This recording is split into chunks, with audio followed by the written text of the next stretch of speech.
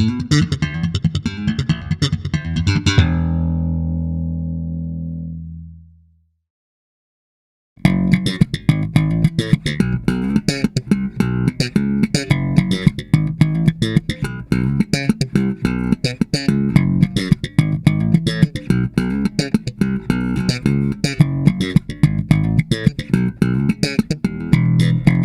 again, Mark here from Talkingbass.net.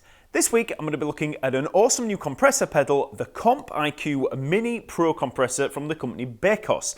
It's a small, compact pedal, but it packs in a bunch of cool studio grid features and it sounds great. So, first of all, let's have a look at the pedal itself. So, as you can see, it's a pretty small pedal. It's roughly 2 inches tall and it's about 1.5 inches wide. And if I was to compare it with the Ditto Mini pedal, so that's a pretty small pedal, you can see it's roughly around the same size, possibly even smaller. So, this is a really, really small pedal. The CompIQ feels really well made. It's got a really tough metal construction and the knobs have a really premium feel to them. It runs off a standard 9-volt supply and has the usual foot switch and 1/4-inch input and output jack sockets. In terms of the actual compression features, we have the all-important ratio, threshold and gain controls operated by these 3 main knobs. Ratio is the amount of compression measured from 1 to 1, which is no compression, all the way up to infinity to 1, which would be acting like a limiter. Threshold sets the level at which the compressor kicks in. If we set it very low, then the compressor gets applied to most of our signal, and if we set it very high, then only the really loud stuff gets compressed. So it might seem counterintuitive to some of you that aren't used to compressors, but the further counterclockwise that we go with the control, the more compression that we use, because it's all about setting the threshold. The gain knob is used to make up for any loss of level that we get from the compression. So the more compression that we add, the quieter the overall signal. So we boost the level with our gain knob to match it back to our uncompressed signal. I like to be able to switch the compressor between on and off without any real noticeable difference in volume. So that's the main control knobs, but then we also have these 2 tiny switches here that provide us with some features that you don't find on many pedal compressors. We have the knee switch and also the timing switch. The knee switch allows us to switch between hard or soft knee compression. Hard knee compression has a more sudden dramatic impact once you pass the set threshold. The soft knee compression is a little more gradual and subtle. The timing switch down here at the bottom uses an automated circuit that replaces the attack and release controls that you'd find on studio compressors and a few pedals like the MXR M87. Switch to fast and the compression will kick in and then fade out much quicker. Switch to slow timing and the compression is a lot more subtle and it comes in slower and it lasts longer, so that's a little bit better for getting longer sustain. As well as those main features, we also have this other tiny little knob on the side that allows us to blend the wet and dry signals. So if you want the compressor to just kick in and affect the overall sound like any other compressor pedal, then you would turn it all the way around to wet. Then if you want to switch it down to dry, you'll just get the unaffected sound, which, as and of itself is quite pointless, but it's the fact that you can blend it in from the dry to the wet depending on how subtle an effect you want. As well as all those controls, we also have a 5 LED meter that indicates the amount of signal being compressed.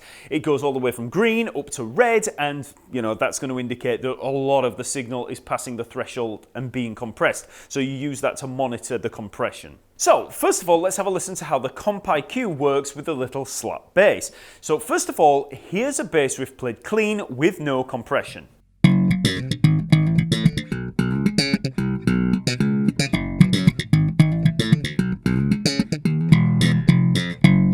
So now let's add the compressor. So first of all, I'm just going to go for some pretty extreme compression. So I've turned the ratio up quite high, so we've got a lot of compression there.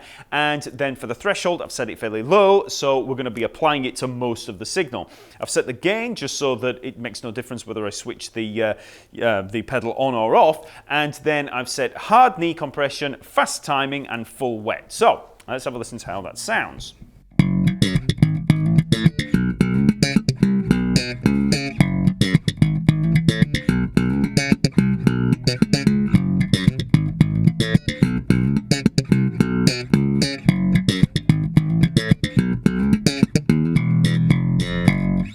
Now, that's a pretty extreme form of compression, and we're bordering on getting that sucking, kind of breathing in and out kind of sound. So let's try taming it down a little. So this time, I've reduced the ratio, so we're not applying as much compression.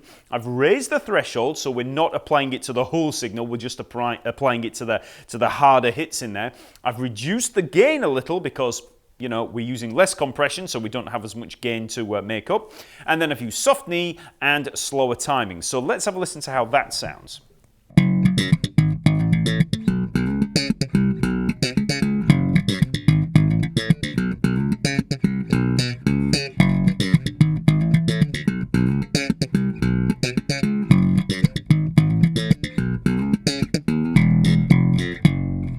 Now let's have a look at some fingerstyle playing. So first of all, I'm just going to play a very basic fill, and at the end of the fill, I'm going to have a big open E, and have a listen to how loud that open E sounds compared to everything else.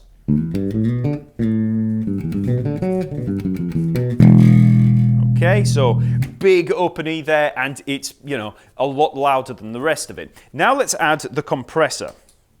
So let's have a listen to how that open E sounds.